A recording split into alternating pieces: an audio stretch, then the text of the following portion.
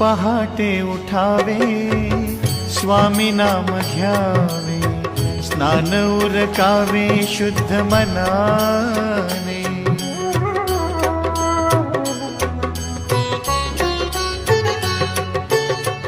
आसनी बसावे एक चित्त व्हावे, पुरी स्वामी मूर्ती साठवावी। शुद्धोदक स्नान सुगंधी चंदन, पुष्पहार स्वामींना अर्पावा। अशी हो करावी नित्य सेवा, नित्य सेवा अशी हो करावी नित्य सेवा।